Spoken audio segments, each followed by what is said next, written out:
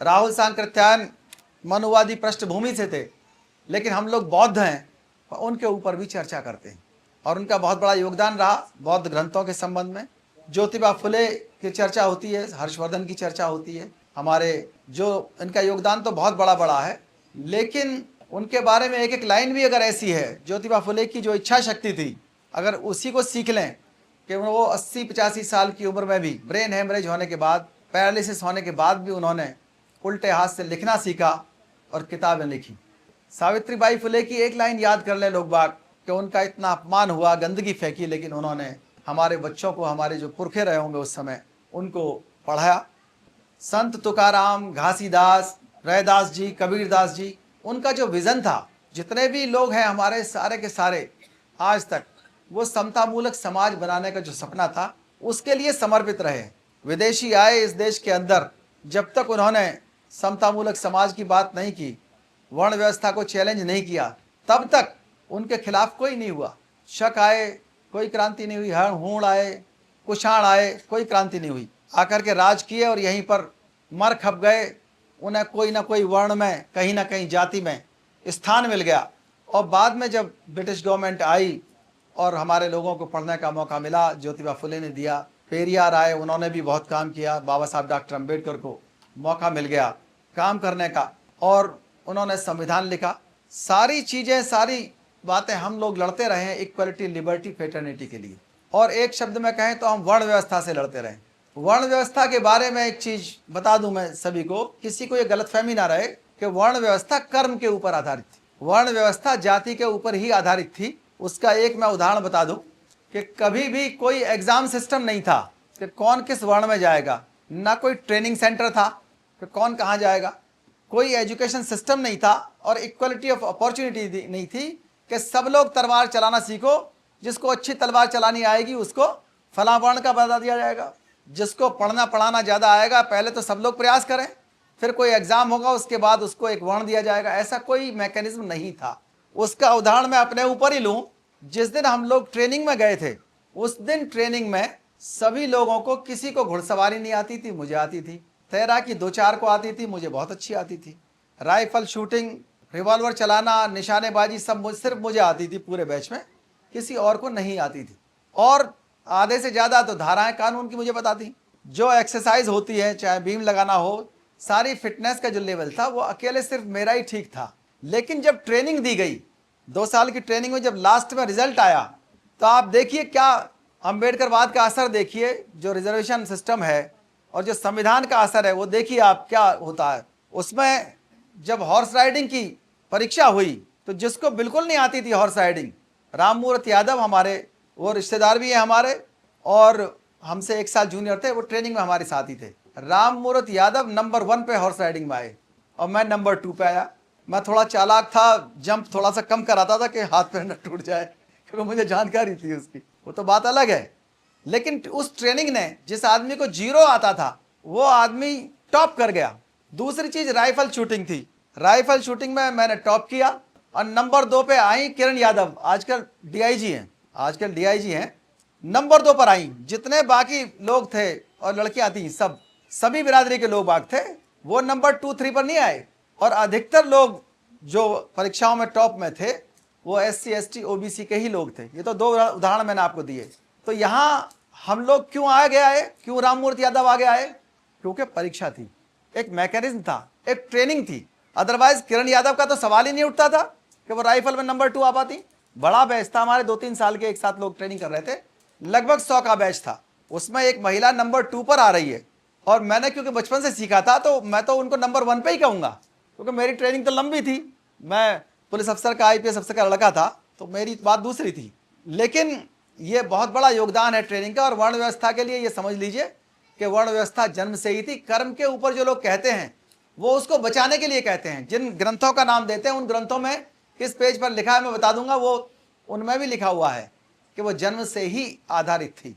कहीं कर्म का सिस्टम कोई नहीं था, ना कोई इस तरह का मैकेनिज्म था। उस वर्ण व्यवस्था ने, उस जाति व्यवस्था ने हर चीज को नष्ट करना चाहा, जिस चीज का पैगाम था कि समतामूलक समाज बने। बुद्ध ने समतामूलक समाज बनाया, उसकी परिकल्पना की।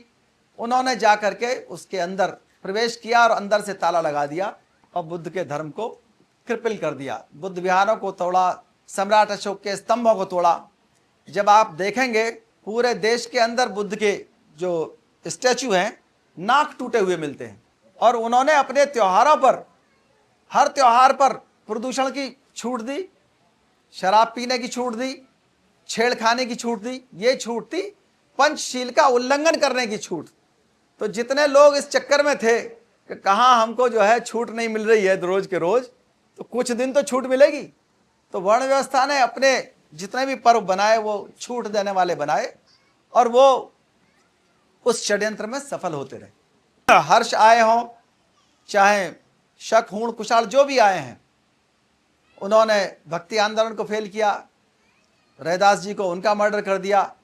कबीर दास जी की जो बातें थी उनके खिलाफ षड्यंत्र किया। और जो ज्योतिबा फुले आए हैं उनके ऊपर भी उन्होंने पूरा प्रयास किया नुकसान करने का, मारने की का षड्यंत्र किया। जो आंदोलन चले या धार्मिक आंदोलन आए, इस्लाम के अंदर भी जातिवाद डाल दिया, जबकि वहाँ समानता थी काफ़ी। सिखिज्म के अंदर भी मजहबी अलग हैं, उसको भी फेल किया। जो मॉडर्न इंडिया के मूवमेंट्स हैं, चाहे वो समाजवाद का हो, चाहे साम्यवाद का हो, जाति लेकर के घुस गए। अपनी जाति शर्मा, जाति चौहान, सब अंदर घुस गए। साम्यवाद को भी फेल कर दिया, समाजवाद को फेल कर दिया। महिला आंदोलन जो चले, उनको भी लगने लगा महिला आंदोलन वालों को, अगर जाति खत्म हो गई, समानता खत्म होगी तो हमारे पैर कौन छुएगा, हमारे पैर कौन छुएगा। यहाँ तो बिना किसी डिग्री के, बिना किसी फार्म भरे हुए, बिना किसी इंटरव्यू के लोग बाग अपने आप जो है पुरोहिताइन कह देंगे, पंडिताइन कह देंगे, ठकुराइन कह देंगे, सेठानी कह देंगे, बिना किसी डिग्री के, बिना किसी एग्जाम इंटरव्यू के। लेकिन अगर जाति खत्म हो गई तो हमको सम्मान पाने के लिए डिग्रियां लेनी पड़ेंगी, स्कूल जाना पड़ेगा, कंपटीशन करना पड़ेगा। तो पूरी तरह से वो महिलाएं जो बहुत ज्यादा पढ़ी लिखी भी हैं, मनुवादी महिलाएं, वो भी कभी नहीं चाहती कि समता मूलक समाज बने, जबकि उन्होंने देश विदेश में खूब सम्मान कमाया।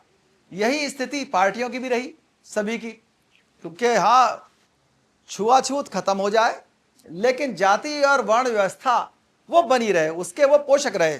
चाहे विवेकानंद जी हो, कोई भी हो, खूब भाषण दिए कि नहीं छुआछूत नहीं होनी चाहिए, लेकिन जाति, छुआछूत, वर्ण व्यवस्था, लिंग भेद, ये सब एक ही चीज से उपजे हैं, वो है असमानता का कैरेक्टर। हमारे देश का जो कैरेक्टर है वो असमानता वाला है। अब उस सब चीज को जब विजय पाली बाबा साहब अम्बेडकर ने संविधान के ऊपर, अब तक तो कह रहे थे कि बुद्ध की वजह से हमारा देश कमजोर हुआ, अशोक की वजह से, उसकी अहिंसा की वजह से कमजोर हुआ। अब ये कहने लगे हमारा जो सत्यानाश हो रहा है वर्ण व्यवस्था का, वो इस संविधान की वजह से हो रहा है, इसको कैसे खत्म किया जाए, राइट टू वोट कैसे खत्म किया जाए। करीब 22 जगह, चाहे वो वोटर लिस्ट बनना हो, तो एसडीएम साहब ये लोग ज्यादा इलेक्शन कराते हैं, हम लोग तो बाहर ड्यूटी पर रहते हैं। एक एक जगह षड्यंत्र किए जाते हैं किसी तरह से जो भी समाज असमानता का शिकार है उसके अधिकार को, उसके हक हुकूक को खत्म किया जाए। इस पर वो रात दिन चर्चा किया करते हैं और मीडिया पर, जुडिशरी पर, ब्यूरोक्रेसी पर, एडमिनिस्ट्रेशन पर, सभी जगह उनका यही रहता किसी तरह डिवाइड एंड रूल का मैकेनिज्म अपना दें, क्योंकि वर्ण व्यवस्था सबसे बड़ा डिवाइड एंड रूल का मैकेनिज्म है। जो हम लोग कंपटीशन में पढ़ते हैं वो ये पढ़ते हैं कि स्पेन ने सिखाया था डिवाइड एट एम्परा, लेकिन मेरी अपनी खोज ये है कि उससे बहुत पहले वर्ण व्यवस्था आ गई थी और डिवाइड एंड रूल वर्ण व्यवस्था का मैकेनिज्म, इससे परफेक्ट मैकेनिज्म नहीं हो सकता कि आज तक खत्म ही नहीं हुआ। हर आदमी तुरंत पूछता है कौन सा लेखक ने उसने क्रिकेटर ने छक्का मारा, नहीं उधर उधर गूगल पे उसकी बिरादरी पूछी, किसी ने इनाम ले लिया विदेश में जाकर के, तुरंत उसकी बिरादरी पूछी, नोबेल पुरस्कार कौन है, अगर नाम वाम लिखा हुआ है तो बात दूसरी है, अदरवाइज तुरंत गूगल पर लाखों सर्च आती है। बिरादरी देखे बिना इस देश के लोगों का मन नहीं भरता। और खास बात यह उनका ही नहीं है, जो लोग लाभार्थी हैं, जो लोग पीड़ित हैं, वो भी उसी तरह के हो गए हैं। वो भी इस चक्कर में है कि हम हमारा बिरादरी के नाम पर सेनाएं बना लें। तो ये जो सेनाएं बनाना है, चाहे बिरादरी के नाम पर उपजातिवाद पैदा करना है, उपजातिवाद और जातिवाद एक ही है। उपजातिवाद और जातिवाद एक ही है, और जो सांप्रदायिकता वो भी उसी से मिली है। अगर सांप्रदायिकता खत्म होगी, जातिवाद खत्म होगा, तभी तो समता आएगी।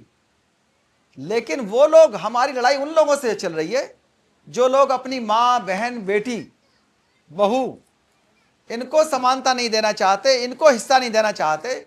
जब उनके अधिकारों की बात चलती है तो सबसे पहले अपनी महिलाओं को आगे कर देते हैं विरोध करने के लिए, चाहे हिंदू कोड बिल का हुआ हो, चाहे उम्र बढ़ाने का हुआ हो। अभी भी प्रधानमंत्री मोदी जी चाहते थे कि महिलाओं की जो उम्र है वो बढ़ा दी जाए, लेकिन लोगों ने बढ़ने नहीं दी। एक अच्छे काम का भी लोगों ने होने नहीं दी। बिल्कुल बिल ड्राफ्ट हुए रखा था, 18 से 21 होना था, लेकिन आज भी वो इतने असरदार हैं कि उन्होंने अंदर खाने पता नहीं क्या षड्यंत्र किया, और वो जो अमेंडमेंट होना था वो अमेंडमेंट नहीं हो पाया। जब देखा कि रिजर्वेशन सिस्टम आ गया संविधान के माध्यम से, तो उसके खिलाफ षड्यंत्र हुआ, और पहला षड्यंत्र किया मद्रास हाई कोर्ट ने, उस पूरे रिजर्वेशन को चैलेंज कर दिया, खत्म कर दिया। फर्स्ट अमेंडमेंट फिर संसद को करना पड़ा। उसके बाद 1970 में एक कंसेप्ट शुरू किया, किस तरह रिजर्वेशन पर और संविधान पर कुठाराघात किया जाए। क्रीमी लेयर कंसेप्ट लेकर के आए कि शेड्यूल्ड कास्ट के जो लोग इनकम टैक्स पेयर हैं, जो लोग अधिकारी कर्मचारी हो गए हैं, एमएलए एमपी बन गए हैं, इनको किसी तरह से निकाला जाए ताकि वो आपस में ही लड़ने लगे, और हेडलेस कर दिया जाए, थॉटलेस कर दिया जाएगा। क्योंकि जो आदमी नौकरी कर लेता है वो खुद क्रांतिकारी हो जाता है, उसके बच्चे भी क्रांतिकारी हो जाते हैं। जब उनको हटा दिया जाएगा उस लिस्ट से कि उनको रिजर्वेशन नहीं मिलेगा, तो लीडरलेस हो जाएगा वो समाज, और रिजर्वेशन के खिलाफ ही हो जाएगा। तो वो एससी एसटी पर तो लागू नहीं हो पाया, लेकिन उसको फिर उन्होंने ओबीसी पर लागू कर दिया। ओबीसी के जिन लोगों को घोषित कर दिया कि ये क्रीमी लेयर हैं, उनको लगा अब तो ऐसा है, बड़ा नुकसान हो गया, तो उनको क्षत्रियकरण कर दिया गया। जो विदेशी आए और जो जीत गए थे, पहले से उनके पास तैयार है, पहले से ही मैकेनिज्म तैयार है। जो आए थे विदेशी, उनको क्षत्रिय घोषित किया गया। 36 प्रकार के राजपूत इस तरह से विकसित होते गए, एक एक करके, जैसे जैसे भारत पे कब्जा होता गया। अब वो उन्होंने क्रीमी लेयर उनको बता दिया, वो तो वहां से चले गए। अब जो बचे हुए थे नॉन क्रीमी लेयर वाले, उनको फार्म भरना नहीं आता था, उनके पास फीस नहीं थी, उनका बहुत बड़ा नुकसान हो गया। तो वहां भी डिवाइड एंड रूल में वो सफल हो गए, क्रीमी लेयर लागू कर दिया गया। अब उस चीज को कैसे, जो बहुजन एकता आ रही थी संविधान के माध्यम से, उसको कैसे तोड़ा जाए। रिजर्वेशन इन प्रमोशन 1955 से चल रहा था, 1973 में भी था, और रोस्टर बना हुआ था एक, उसको खत्म करने के लिए उन्होंने एक षड्यंत्र किया कि वो ऐसी चीज देते हैं आपको जो आपको लगेगा कि ये गहना है, ये अच्छी चीज है, लेकिन उसका असर हथकड़ी जैसा होता है। तो कंसिक्वेंशियल सीनियरिटी दी उन्होंने, और उस कंसिक्वेंशियल सीनियरिटी के आने के बाद शेड्यूल्ड कास्ट के खिलाफ हो गए ओबीसी भी, शेड्यूल्ड कास्ट के, शेड्यूल्ड ट्राइब के खिलाफ हो गए माइनॉरिटी के लोग भी, जो साथ खड़े भाषण देते थे। क्योंकि वो एक ही बैच वाले जब 5 साल सीनियर हो गए और एक जूनियर हो गया, तो उन्हीं में से अंदर आवाज उठने लगी, यार ये तो बहुत गलत चीज है। कितना बड़ा षड्यंत्र है तो डिवाइड एंड रूल ना, कॉन्सिक्वेंशियल सीनियरिटी के नाम पर वो डिवाइड एंड रूल कर दिया गया। अगर ओबीसी के नेताओं ने मंडल कमीशन रिपोर्ट पढ़ी होती, तो रिजर्वेशन इन प्रमोशन उसके अंदर दिया हुआ है, निजी क्षेत्र में भी प्रमोशन दिया हुआ है, निजी क्षेत्र में रिजर्वेशन दिया हुआ है, तो वो इसको खत्म नहीं करते एससी का, ओबीसी का शुरू कर देते। अगर एससी एसटी के नेताओं ने पढ़ा होता मंडल कमीशन रिपोर्ट, तो वो एससी एसटी के साथ में ओबीसी को भी देते। फिर एक चीज हुई कि पार्लियामेंट के अंदर तो जो लोग जाते हैं उनको ऐसा कानून बनाना पड़ता है जो जनता के अंदर मेजॉरिटी से पास हो। उन्होंने फिर एक कंसेप्ट बनाया, जो जुडिशियल रिव्यू के लिए कानून आते हैं वो सुप्रीम कोर्ट में आएंगे। कॉलेजियम नाम की संस्था एक बनाई गई, जो पूरी दुनिया में किसी देश के अंदर नहीं, और कॉलेजियम में यह पूरा ध्यान रखा जाता है कि किसी भी तरह से कॉलेजियम में और राज्यसभा में और विधान परिषदों में पूरी तरह से वर्ण व्यवस्था का ध्यान रखा जाए, उसका पालन हो। मैं तो सुप्रीम कोर्ट में कह के आया था, पार्लियामेंट ऑफ इंग्लैंड में भी कह के आया, हाउस ऑफ कॉमन्स में, इस बात को कि दुनिया का कोई देश ऐसा नहीं है जहां पर जज जज को चुनने लगी। ये व्यवस्था हमारे ही देश के अंदर है। फिर उन्होंने जब उसमें सफलता पाली, जज ने जज को ही नियुक्त करना शुरू कर दिया। दूसरी सफलता, जब संचालक आसपास घूमता है तो डर लगने लगता है कि पर्ची ना लिया हो। पर्ची भी AK-47 की तरह होती है। बोर तो नहीं हो रहे आप लोग? भूख लग रही हो तुम? मैं प्रयास करूंगा जल्दी करूं ये, लेकिन जरूरी चीजें हैं जो रोजमर्रा के संबोधनों में नहीं होती हैं अक्सर। हाँ, नहीं करेंगे, जल्दी करेंगे, कोई इसकी बात नहीं। तो पूरी तरह से जो डिवाइड एंड रूल सिस्टम है उसको उन्होंने लेकर के आए और यह प्रयास किया कि अब IAS ही IAS को बनाएगा। कॉलेजियम के बाद लेटरल एंट्री उसका नाम दे दिया गया। लेटरल एंट्री का विरोध तो करते हैं थोड़ा बहुत विपक्ष के नेता, लेकिन वो लगातार कर रहे हैं। इस बार भी जो रिजल्ट आया है, एडवर्टाइजमेंट हुआ था 1056 का, रिजल्ट दिया है 1009 का। 47 वैकेंसी रख ली गई है, हो सकता है लेटरल एंट्री से आ जाए, अभी क्लियर नहीं है। लेकिन हर साल ऐसा होता रहा है कि वैकेंसी काट करके हर जगह से उनको लेटरल एंट्री में सीधे जॉइंट सेक्रेटरी बनाया जाता है, ताकि वो निर्णय लेने की क्षमता रखें। और अभी तक जो लेटरल एंट्री में आए हैं उनमें पूरी वर्ण व्यवस्था लागू की जाती है, उनकी उच्चता को लागू किया जाता है। प्राइवेटाइजेशन नहीं आता आसानी से, लेकिन प्राइवेटाइजेशन में और कॉन्ट्रैक्ट देने में वहां पर पूरी तरह से प्रयास किया जाता है कि वर्ण व्यवस्था के अनुसार उनका एकाधिकार बना रहे। जब और डर लगने लगा संविधान से, तो एक इंस्ट्रूमेंट लेके आए EWS का, इकोनॉमिकली वीकर सेक्शंस का 10%। उनको मालूम है कि हमारी संख्या इतनी है, इसको पहले बचा लो, बाद में देखा जाएगा, कहीं ऐसा ना हो जाति जनगणना हो जाए और नुकसान हो जाए। यह स्थिति हो गई। तो EWS एक असंवैधानिक कार्य है और यह रातों रात पास हो गया। मैं उस समय दिल्ली में ही था, शाम को 5-6 बजे पता लगा, मैं फोन भी नहीं कर पाया कि कल सुबह EWS पास हो जाएगा, और वो पास हो गया। सुप्रीम कोर्ट भी कुछ नहीं कहा उसमें, सबकी मिली भगत रही और EWS लागू है लगातार। और EWS का कहीं कहीं शेयर उसको बैक डेट से भी लागू कर रहे हैं। कहीं कहीं पता लगा OBC के इतने लोग नहीं भर्ती हो रहे हैं जितने EWS में 10% के नाम पर 50% तक भर्ती हो रहे हैं। ऐसी स्थिति कर दी। साक्षात्कार एक बहुत पुराना तरीका है जिसमें वर्ण व्यवस्था के अनुसार नंबर दिए जाते हैं, चाहे वो चपरासी का हो, चाहे वो UPSC का हो। अपवाद होते हैं, और अपवाद भले ही हों, लेकिन हमारे गांव का आदमी या कमजोर वर्ग का आदमी जिसको रोटी खाने को नहीं मिली, इसकी लंबाई नहीं बढ़ पाई, अगर लंबाई की ही देखी जाए बात, तो नेपोलियन इस देश के अंदर सिपाही नहीं हो सकता था। नेपोलियन फ्रांस का डिक्टेटर बन गया, राजा बन गया, लेकिन अगर इस देश में पैदा होता तो उसकी लंबाई ये मानी जाती है, तो बहादुर हो ही नहीं सकता, क्योंकि वो दिमाग और बहादुरी नहीं देखते, वो लंबाई देखेंगे, चेहरा मोहरा देखेंगे। भाई जब परीक्षा हो गई तो दिमाग का टेस्ट हो गया, और मेडिकल हो जाएगा तो बॉडी का भी टेस्ट हो गया। अब आप साक्षात्कार क्यों लेते हो? अभी कल परसों का रिजल्ट में देखा गया तो वर्ण व्यवस्था के अनुसार नंबर दिए गए, वर्ण व्यवस्था के अनुसार। DK दोहरे साहब ने भेजा था और उसका पूरी तरह से लोगों ने समीक्षा करनी शुरू कर दी है। काफ़ी हमारे भी विचारक अच्छे हो गए। तो ये स्थिति होती है। जाति जनगणना से क्यों डरते हैं?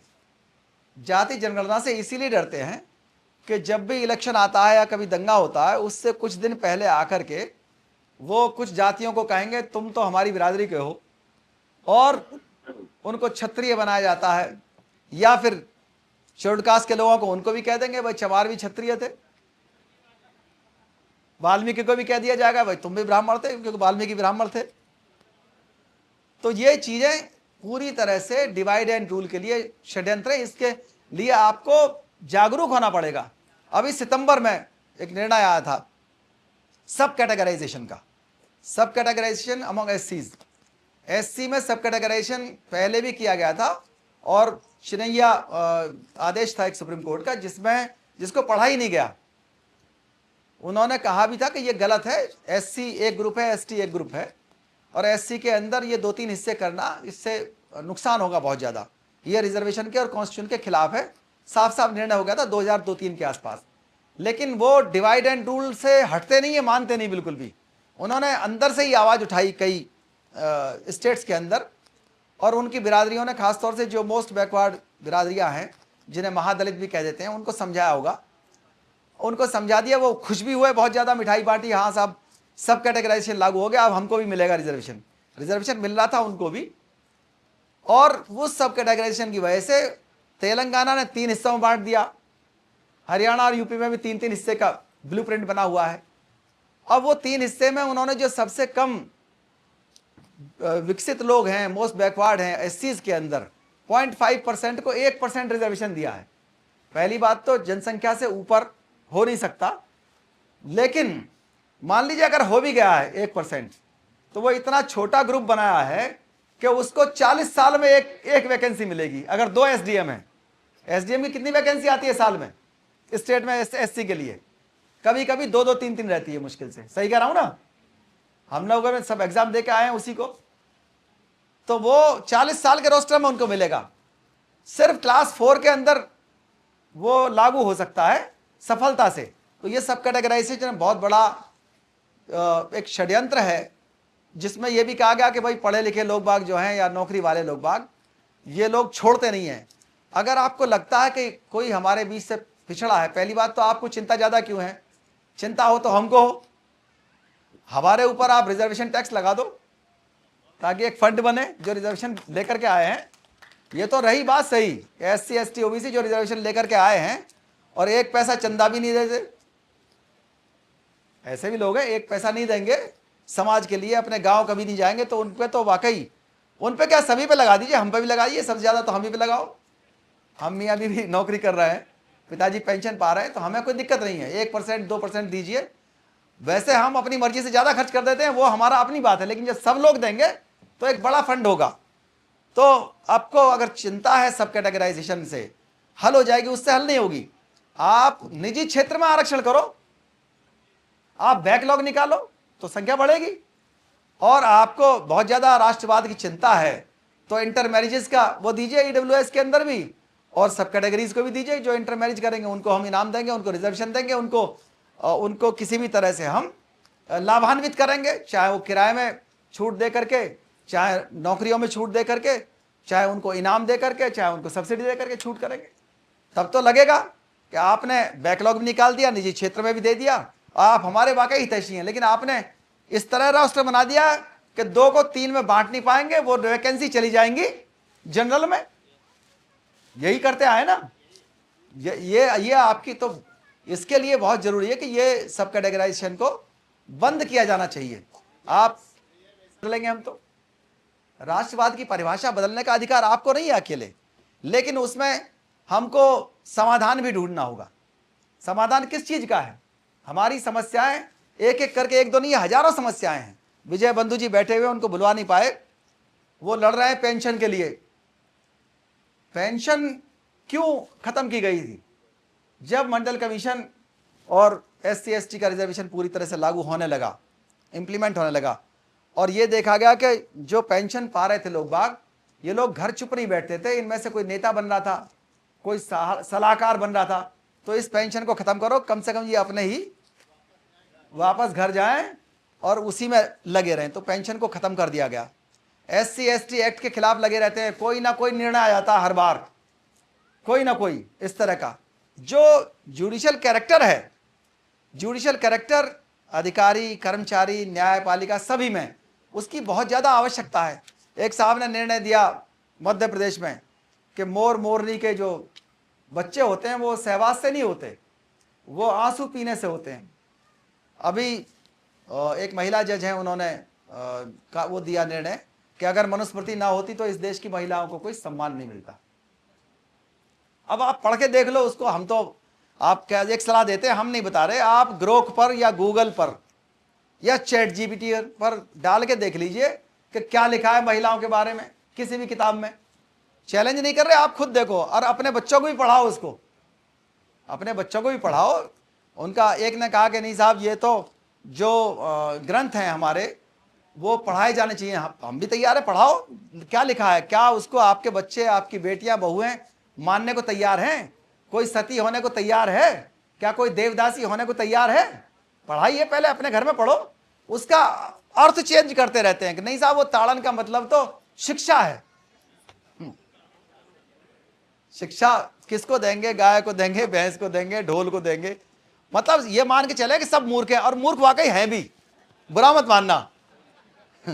मूर्ख इस तरह से, अभी मथुरा में एक बाबा जी ने भाषण दिया, मुझे बड़ा उसको मतलब हंसी भी आती है और रोना भी आता है तो रोने वाली बात। बाबा जी ने से एक ने पूछा कि ये बताइए बाबा जी कि अंग्रेज 15 अगस्त को भारत छोड़ के क्यों भाग गए थे? तो बाबा जी ने कहा, हमारे यहां पर एक अगस्त मुनि थे, और उन अगस्त मुनि ने चिड़िया के अंडे बचाने के लिए पूरे समुद्र का पानी पी लिया था। तो अंग्रेजों ने सोचा, जब 1 अगस्त इतने बहादुर थे, तो 15 अगस्त आने वाले हैं, और इस पर इतनी तालियां बजी, उस पर इतनी तालियां बजी, मतलब मुझे अब हंसे या रोए क्या करें। तो वाकई कितने मूर्ख हैं, सोचिए। इससे ज्यादा बेहूदी कोई कहानी हो सकती है? और उस पर भी अगर हमारे देश के लोग आज ताली बजा रहे हैं, मैं इसलिए कह रहा हूं, वो तो हो गए मूर्ख क्योंकि पढ़ना नहीं जानते। उसमें गलती किसकी है? हम सब लोगों की गलती है। हम लोग उनके पास जाते ही नहीं है। हम अपने गांव नहीं जाते, हम अपने ननिहाल नहीं जाते, हम अपनी ससुराल नहीं जाते, अपने ओरिजिन जहां हुआ वहां बता के भी नहीं आते। अगर सिर्फ इतनी चीज बता के आ जाते कि पंचशील का पालन करो, अंधविश्वास को छोड़ दो, मृत्यु बहुत छोड़ दो। हम तो अपने गांव में जब भी जाते हैं तो लोगों को इकट्ठा करके शपथ दिलवाते हैं। वहाँ भोजन क्रांति स्तंभ भी बना हुआ है, और इकट्ठा करके शपथ दिलाते हैं उनको कि हमारे गांव में कोई भी जातिवादी व्यवहार नहीं करेगा, महिलाओं की पिटाई नहीं करेगा। वैसे हमारे गांव में एक जमाने तक सबसे ज्यादा महिलाओं की पिटाई होती थी, और ये माना जाता था जो महिला को नहीं पीटेगा अपनी बीवी को, वो नामर्द कहलाएगा। लेकिन उस माहौल को हमने चेंज किया कि ये माहौल चेंज होना चाहिए। जो महिला को पीटेगा, दहेज मांगेगा, वो गांव में नहीं घुसेगा, ये गांव से बाहर निकालेंगे। एक जेस्चर है ये, सभी मोहल्ले में, सब गांव में। देखिए, सॉल्यूशन निकालना पड़ेगा, ये चर्चा से अकेले काम नहीं चलेगा। हमारे राजू भाई बैठे हुए, इन्होंने गांव में बुद्ध विहार बनाया, बड़ा अच्छा काम करते हैं। अनामिका जी बैठी हैं, क्रांतिकारी महिला है, और कला के माध्यम से पूरे देश के अंदर काम कर रहे हैं। तो ऐसे लोगों को वाकई आगे बढ़ाना है हम लोगों को। अब हम सोचते हैं कि आगे हम करें क्या। हमारी पेंशन भी खतरे में, SC ST एक्ट भी खतरे में, हमारा संविधान भी खतरे में, सब मान लिया, संस्कृति भी खतरे में, बौद्ध धर्म भी खतरे में। यहां तक तो आपको कन्विंस करने के लिए चीज थी। लेकिन आखिर समाधान क्या है? हमारे पास ना मीडिया है, सोशल मीडिया थोड़ा बहुत है, वही भारी वही पढ़ते हैं।